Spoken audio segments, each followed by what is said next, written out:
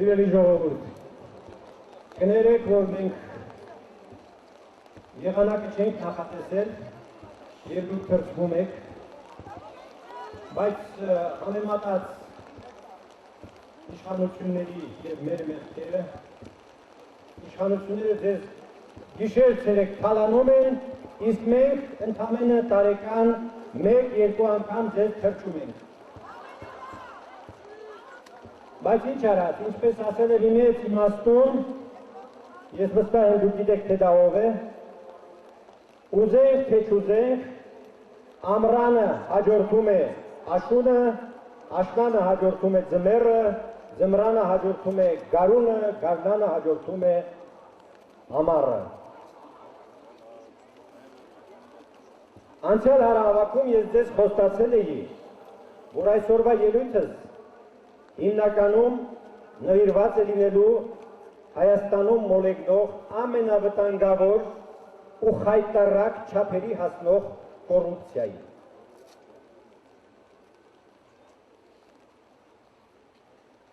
Սակայն մինչև բուն նյութին անցնելը հարկ եմ համարում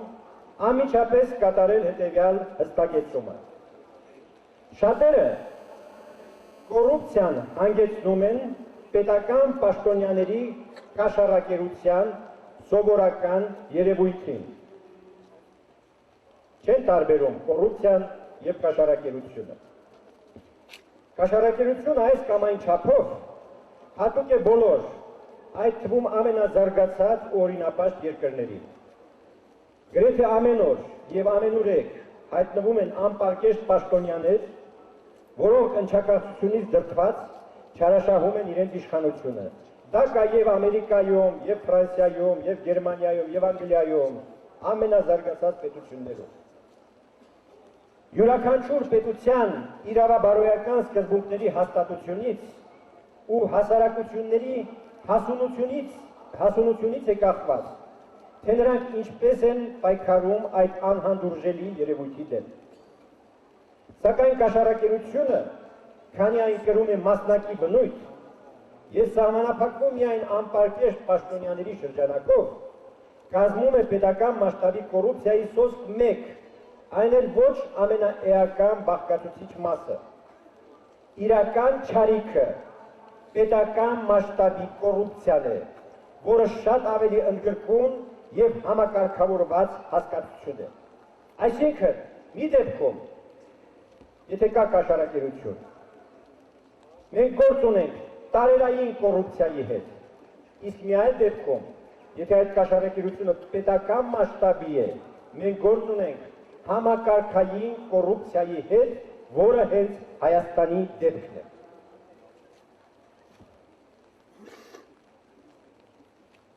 Այդ տիպի համակարգային կոռուպցիայի էությունը ես բացահայտել եմ 2007 թվականից հետո ունեցած իմ բազմաթիվ ելույթներում։ Չխորշելով կրկնությունից հարկ եմ համարում մեկ անգամ եւս ամփոփ կերպով ներկայացնել խնդրող առարկային վերաբերող նախկինում արտահայտած իմ տեսակետները, որոնք ժամանակի ընթացքում ոչ միայն չեն փոխվել, այլև ամրապնդվել են նորանոր փաստերով ու փաստարկներով։ Նախապես զգուշացնեմ, որ իմ նպատակը ոչ թե կոռուպցիայի կոնկրետ դեպքերի մատուցումն է, այլ երևույթի ընդհանրացված գնահատումն ու նրա աներևակայելի ընդգրկման վերանումը։ Մի խոսքով, ելույթս ոչ այնքան փաստագրական կամ տնտեսագիտական է, որքան քաղաքական բնույթ է կրում։ Հայաստանի դիտավորյալ ձևախեղված, ասում դիտավորյալ է ձևախեղված, ինքնս ինքան չի ձևավորվում։ Տնտեսական համակարգը լիովին հարմարեցվել է կոռուպցիայի, այսինքն երկրի անխնա թալանի պահանջներին։ Այն ոչ մի կապ չունի, ոչ սոցիալիզմի, ոչ ֆեոդալիզմի, ոչ իսկ անվանապես հռչակված կապիտալիզմի կամ լիբերալիզմի հետ։ Լիբերալ տնտեսությունը մեր երկրում սոսկ ֆիկցիա է, քանի որ տնտեսական բնագավառում ամեն ինչ կարգավորվում է ոչ թե շուկայական հարաբերություններով, այլ իշխանությունը բռնազավթված խունտայի կամքով ու հրահանգներով, ավելի ճիշտ քրեական աշխարհի կանոններով ու հասկացություններով։ Այս իշխանությունների միակ լիբերալ խորհրդանիշը Սերժ եւ Տիգրան Սարգսյանների փոխկապն է, ուրիշ ոչինչ։ Նախագահի ու վարչապետի փակ գրասենյակներում են որոշվում սեփականության բաշխման, պետական գույքի եւ հողի վաճառքի, մենաշնորհային արտոնությունների շնորհման, հաջորդների եւ տենդերների կազմակերպման, արտահանման եւ ներմուծման քվոտաների սահմանման, ընդհանուր մինչև լիցենզիաների տրամադրման եւ հողահատկացումների ու շինարարական աշխատանքների թույլտվության հարցերը։ Այսինքն հիմնովին խախտված են կապիտալիստական կամ շուկայական տնտեսության երեք ամենագլխավոր սկզբունքները՝ հավասար հնարավորությունների ընձեռումը, ազատ մրցակցության ապահովումը եւ սեփականության անձեռնխելիության երաշխավորումը։ Ավազակապետական հորժորժված այդ համակարգը կամ քրեական բուրգը, որը ձևավորվել է 1999 թվականի հոկտեմբերի 27-ի ոչռագործությունից հետո, գոյատևում ու ծաղկում է իշխանության բացառիկ երկենտրոնացման եւ պետական քաղաքական հակակշիռների լիակատար վերացման շնորհիվ, ինչի հետևանքով օրենսգիր ու դատական մարմինները, գրպանային կուսակցությունները, նոմենկլատուրայի մտավորականությունը եւ տեղեկատվության էլեկտրոնային միջոցները դարձել են գործադիր իշխանության կցորդն ու հուսալի հենարանը, այլ կերպ ասած հանցակիցը։ Հակակշիռների առկայության եւ ազատ մամուլի գոյության պայմաններում այսպիսի ընդգրկման կոռուպցիա հնարավոր չէր կարող լինել։ Սովորաբար կոռուպցիայի ամենացցուն արտահայտությունն է համարվում այսպես կոչված ստվերային տնտեսությունը, որը տարբեր պատճառներով դուրս է մնում իշխանության վերահսկողության սահմաններից։ Սակայն համարձակվում եմ ասել, որ Հայաստանում իրականում ստվերային տնտեսություն չկա։ Մեր իշխանավորները այնքան կազմակերպված ու աչալուրջ են, որ նրանց հսկողությունից ոչինչ չի վրիպում եւ առանց նրանց թույլտվության ոչ մի ստվեր չի գոյանում,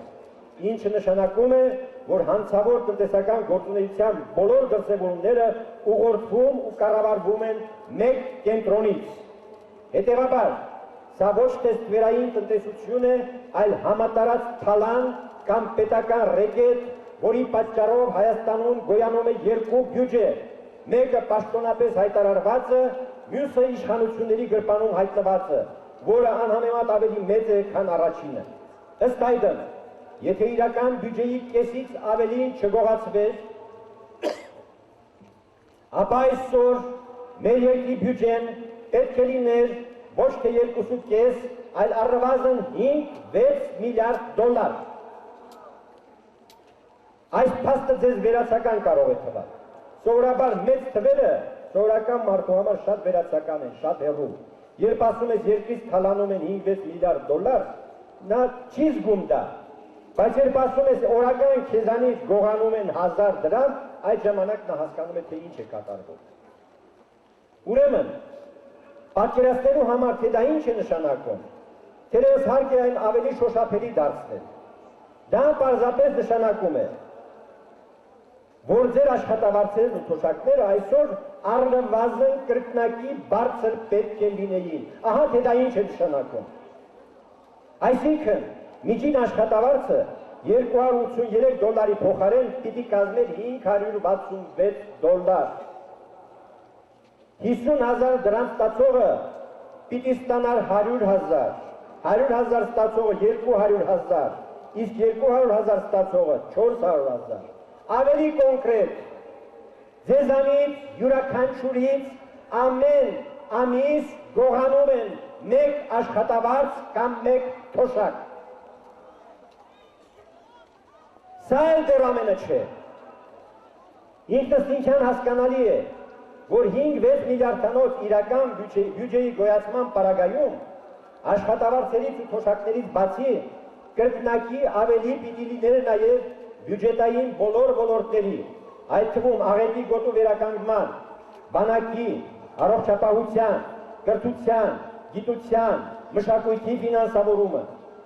Իսկ թե ինչպես է մսխվում անգամ պաշտոնապես հայտարարված բյուջեն, ապա դա էլ ուրիշ խոսակցության առարկա է։ Մի խոսքով, եթե ազգային հարստության կեսից ավելին չգողացվեր, ապա մենք արդեն իսկ պիտի ապրեինք, թեև ցանկալից դեռևս շատ հեռու, բայց որակապես այլ երկրում, որի բնակչությունը գոնե ստիպված չլիներ զանգվածաբար բռնելու գաղթի ճամփան։ Հիմա հասկանում եք, թե ինչ ծավալի թալան է տիրում մեր երկրում, ինչի պատճառով է թշվառության մատնված բնակչության մեծամասնությունը եւ ինչու է արտագաղթը հասել նման աղետալի չափերի։ Հանդուրժել այս ամենը կնշանակի ընդունել ազգի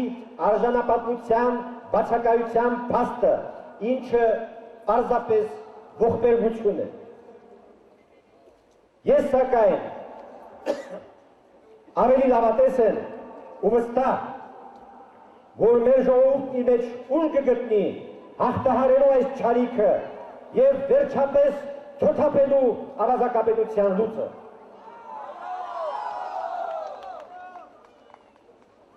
Պետականորեն ուղղորդվող ու կարգավորվող համատարած կոռուպցիան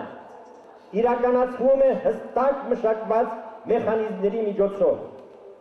Դրանք են տնտեսության, մանավանդ ներմուծման բնագավառի գրեթե լիակատար մենաշնորհացումը, շուկայականից անհամեմատ ցածր գներով պետական ունեցվածքի վաճառքը, կեղծ աճուրդների եւ տենդերների անցկացումը, ազգային տարադրամի արհեստական արժևորումը, որից չեն ուզում հրաժարվել, պետական պահուստի անխնամ մսխումը դրամի կայունությունը պահպանելու նպատակով, ներմուծվող մենաշնորհային ապրանքների նվազեցված ծավալների արձանագրումը, սովորաբար ասվում է, թե ներմուծումը 5 անգամ ավելի է, քան արտահանումը, այդպես չէ, ներմուծումը իրականում 10 անգամ ավելի է, քան արտահանումը, 10 անգամ, մնացած ուղղակի չի արձանագրվում։ Վիճակագրական սիստեմատիկ մանիպուլյացիաները, ես չեմ հավատում այս երկրի վիճակագրական ոչ մի պաշտոնական տվյալի, հարկային ու մաքսային չգրված արտոնությունների շնորհումը, ներմուծման բնագավառում քվոտաների բաշխումը, պետական ապարատի նպատակաուղղված ուռճացումը, խոշոր ձեռնարկատերերին հարկային ոլորտից դուրս թողնելու սահմանված կարգը եւ հարկային դերի բարդումը մանր ու միջին ձեռնարկատերերի վրա, պետական գերատեսչություններում զանազան կասկածելի հիմնադրամների ստեղծումը եւ արտաբյուջետային հաշիվների բացումը, լայն սպառման ապրանքների գների չհիմնավորված թանկացումը, համագործակցությունը արտասահմանյան մաֆիոզ կառույցների եւ քրեական տարրերի հետ, օֆշորային գոտիներում իրականացվող մութ գործարքները, սեփականության եւ ձեռնարկատիրական գործունեության ձևակերպումը ազգականների անունով, վերջապես ապօրինի հարկային վարչարարությունը, եկամտաբեր պաշտոնների արկ ու վաճառքը, փողերի լվացումը, սովորական կաշառքը եւ այլն։ Ավազակաբարով վարչախմբի գոյության իմաստն ու հետապնդած նպատակները ոչ այլ ինչ են, եթե ոչ իշխանության բոլոր լծակներին ապօրինաբար տիրող մարդկանց սահմանափակ շրջանակի բարօրության կամ ավելի ճիշտ ցոփության ապահովում սեփական ժողովրդի անխնա հարստահարման ու կեղեքման գնով։ Այդ ամենը ցինիկաբար քողարկվում է հայրենասիրության, պետական շահի, ցեղասպանության ճանաչման, Արցախի անկախության վերամբարձ կարգախոսներով ու կամ թուրքերի ու ադրբեջանցիների հասցեին ուղղված հոխորտանքներով։ Այնինչ միանգամայն ակնհայտ է, որ հայրենիքը նրանց համար ընդամենը նվաճված տարածք է կամ առավելագույնը օբյեկտ, պետական շահ ասվածը ստորագույն անձնական շահախնդրություն, իսկ ցեղասպանության ճանաչումն ու Արցախի ազատագրումը էժան բանադրամ իրենց հակաօրինական նպատակների իրականացման գործում։ Նրանց ճարտասանության աստիճանը ուղիղ համեմատական է իրենց հափշտակած հարստության ծավալին, որքան շատ են հոխորտում թուրքերի ու ադրբեջանցիների դեմ եւ որքան շատ են խոսում պետական շահից ու ժողովրդի բարօրությունից, այնքան շատ են կորզում նույն այդ ժողովրդի գրպանից։ Հայրենասիրությունը, որ նրանց համար հավասար է թուրքատյացությանը, Այսպիսով մեր երկրում վերածվել է գողության լիցենզիայի։ Ռեժիմի հասկացողությամբ, եթե հայրենասեր ու թուրքացիած, այսինքն գող ու ավազակ չես, ուրեմն դավաճան կամ առնվազն 5-րդ շարասյուն ես, ինչպես վերջերս հայտարարել է Սերժ Սարգսյանը, առանց սակայն հասկանալու այդ արտահայտության իսկական իմաստը։ Իսկ թե ինչ արժե գողի ու ավազակի հայրենասիրությունը հայտնի է բոլորին։ Բազմից է ասվել, եթե մեր հայրենասեր, այսինքն թուրքացիած իշխանավորները գոնե իրենց հափշտակած հարստության մի չնչին մասը ներդնեին Արցախում, ապա այն չէր դատարկվի եւ նրա ճակատագիրն այսքան ողորմելի չէր լինի։ Ըստ մոսկովյան մամուլի հայտնի հրապարակումների, որոնք լայն արձագանք են գտել նաեւ միջազգային ասպարեզում, Հայաստանի ամենակոռումպացված պետական պաշտոնյաներն են Ռոբերտ Քոչարյանը, Սերժ Սարգսյանը, Հովիկ Աբրահամյանը, Տիգրան Սարգսյանը, աղքը, ես միշտ ասել եմ նրան ու չեմ տալու, Արմեն Գևորգյանը, Վարդան Այվազյանը, Անդրանիկ Մանուկյանը, Երվանդ Զախարյանը, Գագիկ Բեգլարյանը, որը Ազատության հրապարակում տոնավաճառ է բացել, Արմեն Ավետիսյանը, Գագիկ Խաչատրյանը, Հրաչի Հարությունյանը, Միքայել Մինասյանը, Ալեքսան Հարությունյանը, Արթուր Ջավադյանը, Դավիթ Հարությունյանը, Գրիշա Հարությունյանը և Սուրեն Խաչատրյանը։ Թե որքան հավաստի են նշված հրապարակումներում հիշյալ անձանց կարողություններին վերաբերող տվյալները, կարող է ապացուցել միայն դատարանը։ Բայց, քանի որ վերջիններս զրպարտության հայցով դատարան չեն դիմում, համառորեն չեն դիմում, անցել է որքան ժամանակ, ուստի մենք հիմք չունենք չհավատալու այդ տվյալներին։ Եթե մտածենք, թե նրանք դատարան դիմելու հակում կամ սովորություն չունեն, այդպես չէ։ Շատ ավելի չնչին մի առիթով Քոչարյանը դատական քաշքշուկ սկսեց Հայկական ժամանակ օրաթերթի հետ, իսկ Տիգրան Սարգսյանը 3 անգամ դատ բացեց Հրանտ Բագրատյանի դեմ։ Տղամարդ եք, դե դատի տվեք նաև մոսկովյան թերթերին։ Թե ձեր ուժը միայն տանն է պատում։ Մոսկովյան մամուլի հիշատակված հրապարակումներում Հայաստանի ամենամեծ կոռուպցիոներների շարքում թվարկված են նաև հայտնի գործարարների կամ օլիգարխների անունները։ Բայց սա բոլորովին այլ կատեգորիա է։ Հասկացության բուն իմաստով կոռուպցիան բացառապես իշխանությանը եւ ոչ թե գործարարությանը հատուկ երևույթ է։ Գործարարությունը լավագույն դեպքում կոռուպցիայի մասնակիցն է, բայց ոչ հեղինակը։ Հեղինակը իշխանությունն է, որովհետև առանց նրա ցանկության ու թողտվության լայնամասշտաբ կոռուպցիա գոյություն չէր կարող ունենալ։ Գործարարները կարող էին մանր-մունր ժուլիկություններ անել, բայց պետական մասշտաբի կոռուպցիա երբեք։ Մի առիթով ես նշել եմ, որ գործարարներն ստիպված են մշտապես խախտել օրենքը, խուսափել մաքսավճարներից ու հարկերից, կաշառել ու կաշառվել, թաքցնել իրենց իրական եկամուտները եւ այլն, բայց դա նրանց մեղքը չէ։ Այլ թերևս դժբախտությունը, քանի որ նրանք հարկադրված են ենթարկվել այն խաղի կանոններին, որոնք սահմանել է իշխանությունը։ Նրանք չեն կարող շրջանցել օրենքը, եթե գործարքի մեջ չմտնեն պետական պաշտոնյաների հետ։ Եթե չլինեն գող պետական պաշտոնյաներ, չեն լինի գող գործարարներ։ Գործարարներն իրականում կատարում են իրենց հարկային պարտականությունները։ Մենք միշտ ասում ենք նրանք բյուջե չեն մուծում, այո չեն մուծում, բայց նրանց մուծումները հայտնվում են ոչ թե պետական բյուջեում, այլ բոլորովին այլտեղ։ Նրանցից շատերը վստահաբար նույնիսկ ուրախ կլինեին գործել օրենքի դաշտում, որովհետև այսօր վստահ եմ ավելի են մուծում, քան պարտավոր են։ Այլ կերպ սակայն նրանք չեն կարող վարվել։ հակառակ պարագայում կհայտնվեն բանտերում կամ ստիպված կլինեն լքել բիզնեսը։ Եվ այդպիսի մարդիկ կան, որոնք բանտերում են հայտնվել և լքել են բիզնեսը։ Նույնիսկ ամենաօրինապաշտ օտարերկրյա գործարարները, երբ հայտնվում են մեր նման երկրներում, կամա թե ակամա ենթարկվում են տեղի խաղի կանոններին, կաշառք են բաժանում, հարկերից փախչում և այլն։ Քավլիցի, մեղք չբարձեք իմ վրա, քավլիցի, ես ամենևին միտք չունեմ արդարացնելու օլիգարխների հանցագործությունները, որոնք անթիվ են։ Ասացիս իմաստը սոսկ հետևյալն է,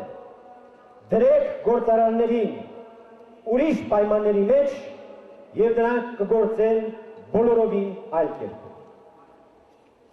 Կոռուպցիան ոչ թե, կամ ավելի ճիշտ ոչ այնքան սոցիալ-տնտեսական, որքան քաղաքական չարիք է։ Հայաստանի կոռումպացված իշխանական համակարգի վերը ներկայացված պատկերից պետք է հասկանալի լինի, թե ինչու օրինակ տեղի ունեցավ 2008 թվականի մարտի 1-ի սպանդը։ Ավազակահմբի առջև կանգնած էր ոչ միայն իշխանությունը կորցնելու, այլև հափշտակած հսկայական հարստությունից և հետագա թալանից զրկվելու վտանգը։ Այդ պատճառով, եթե պետք լիներ, նա կսպաներ ոչ միայն 10, այլև 1000 մարդ։ 1998 թվականին իմ ղեկավարած վարչակազմը համարյա միահամուռ զիջեց իշխանությունը, որովհետև կորցնելու բան չուներ։ Եթե որևէ մարդ կարողանա Հայաստանի 1000 ամենահարուստ անձանց ցուցակում մատնանշել իմ վարչակազմի անդամներից թեկուզ մեկի անունը, ես ետ կվերցնեմ իմ խոսքերը։ Իշխանությունը մեզ համար բոլորովին այլ բան էր նշանակում։ Բոլորովին այլ բան։ Ոչ թե տիրելու, բռնանալու կամ հարստանալու միջոց, այլ սեփական համոզմունքները իրականացնելու հնարավորություն, ուրիշ ոչինչ։ Խուսափում եմ օգտագործել ժողովրդին ծառայելու տափակ արտահայտությունը, որովհետև երբեք չեմ հավատացել իրենց ժողովրդի ծառա հորջորջող մարդկանց, բացի խալխի նոքար Սայաթ Նովայից։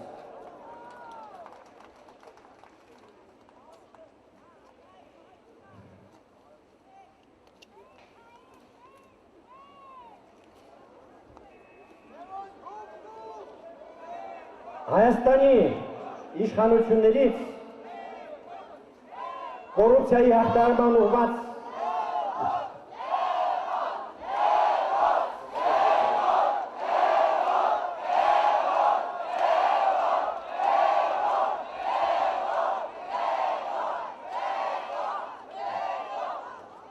Հայաստանի իշխանություններից կոռուպցիայի հաղթահարման ուղղված որևէ ռեալ քայլ սպասելն անիմաստ է։ Քանի որ դրա համար անհրաժեշտ է վերափոխել երկրի ողջ տնտեսական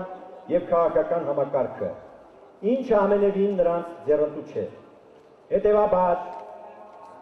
քանի որ Հայաստանի իշխանություններն ամենևին մտադիր չեն պայքարել իրենց սնուցման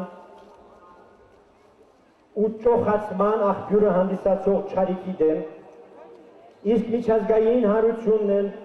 առայժմ անտարբեր է այս հարցում, մնում է, որ կոռուպցիայի դեմ պայքարի դրոշն իր ձեռքը վերցնի հասարակությունը։ Այս գործում կարևոր դեր է վերապահված հասարակական կազմակերպություններին և անկախ մամուլին, որոնք արդեն իսկ հսկայական աշխատանք են կատարել կաշառակերության,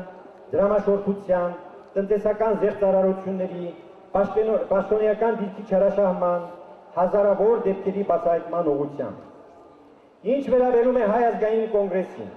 ապա նա ձևավորման օրվանից իր հիմնական խնդիրներից մեկն է համարել իշխանությունների հանցավոր տնտեսական գործունեության եւ երկրի կազմակերպած թալանի անխնա մերկացումը։ Տարակույս չունենաք, որ մենք ամեն ինչ անելու ենք այդ գործը մինչև վերջ հասցնելու համար։ Մասնավորապես Կոնգրեսի տնտեսական հանձնաժողովը առաջիկայում հանդես կգա մի ընդարձակ զեկույցով նվիրված Հայաստանում մոլեգնող կոռուպցիայի էության համապարփակ մասնագիտական քննությանը եւ նրա հաղթահարման ուղղված միջոցառումների ու մեխանիզմների մշակմանը։ Մամուլի բացահայտումներն ու ընդդիմության մերկացումները հզորագույն զենք են կոռուպցիայի դեմ պայքարի ասպարեզում։ Հայաստանի իշխանությունները որքան էլ ձևանան, որքան էլ ինքնավստահ ձևանան, սարսափում են դրանից։ Այս վերջին հրապարակումները Մոսկվայում, Ամերիկայում, Ավստրալիայում, Մալայզիայում, ամենտեղ Հայաստանի կոռուպցիայի մասին է խոսում։ Միջազգային հանցագործությունների, նարկոբիզնեսի, զենքի առևտրի, չգիտեմ ինչի, ուղղակի փախցրել են Հայաստանի իշխանությունների քունը։ Եվ սա դեռ ընդամենը փրփուրներն են։ Ամպրոպ դեռ շուտով կտեսնեք, թե ինչպես է ճայթելու։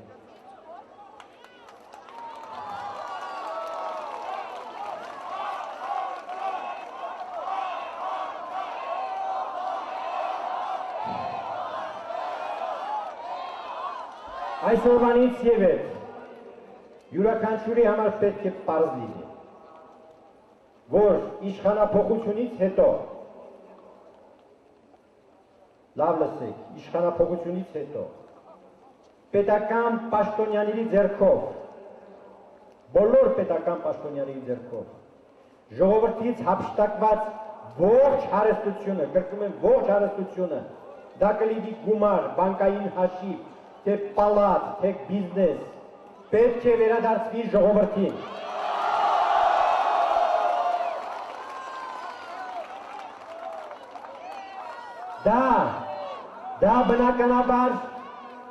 Դա բնականաբար պետք է տեղի ունենա ոչ թե բռնագանձման եղանակով, այլ միանգամայն օրինական ճանապարհով, այսինքն դատական կարգով, ինչի հնարավորությունը պարունակում է Հայաստանի ներկայիս թեկուզ անկատար քրեական օրենսգիրքը։ Ինչ վերաբերում է օլիգարխներին կամ ընդհանրապես գործարարներին, ապա նրանց նկատմամբ պետք է կիրառվի բոլորովին այլ մոտեցում։ Եթե կան կոնկրետ հանցագործություններ, դրանք պետք է ստանան համապատասխան պատիժ։ Բայց նրանք պարզապես պետք է տեղափոխվեն գործունեության օրինական դաշտ։ Եվ թող դրանից հետո փորձեն կոռուպցիայով զբաղվել։ Կոռուպցիան, օրենքի բացակայությունը եւ հակազգային արտաքին քաղաքականությունը չարիքների այն եռամիացությունն է, որ Հայաստանը կանգնեցրել է անդունդի եզրին։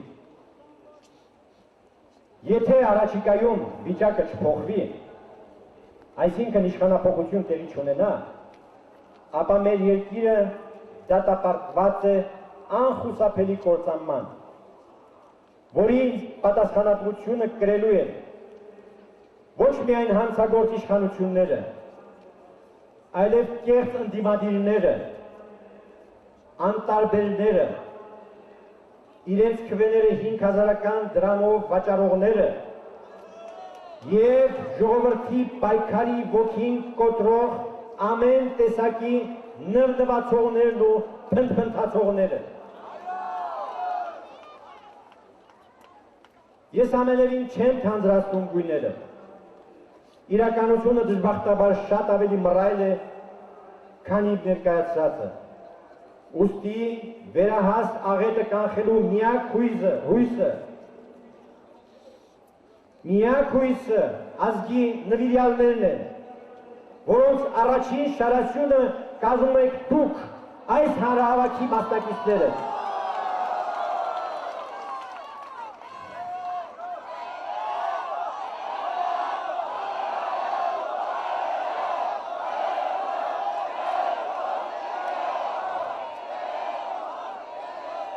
Չհավատաք փարիսեցիներին,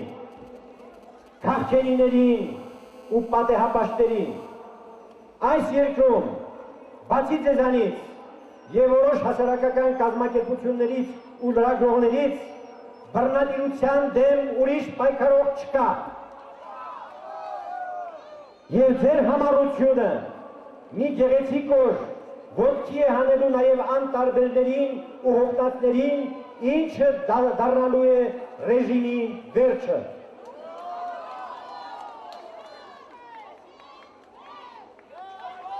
Մեր հաջորդ հանրահավաքը, ինչպես ձեզ արդեն ասվեց, տեղի կունենա 4 օր հետո, հոկտեմբերի 19-ին,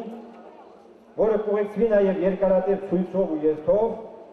կազմակերպված Եվրոխորհրդի Երևանյան ֆորումի առիթով։ Իհարկե, ակնկալում եմ ձեզ միամուռ մասնակցությունը այդ միջոցառումների անկախ եղանակից, կլինի անձրև, ամպրոպ, փոթորիկ, դա ձեզ չպետք է վերաբերի։ Այդ ձեր մասնակցությունը շատ կարևոր է հատկապես քաղաքաբանտարկյալների խնդրի լուծման առումով։ Հետևաբար, օրվա գլխավոր կարգախոսը պետք է լինի ազատություն քաղաքաբանտարկյալներին։ Ազատություն!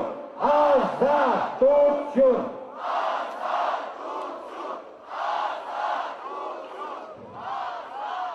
Իսկ այժմ բարի երթ եւ բարի գիշեր։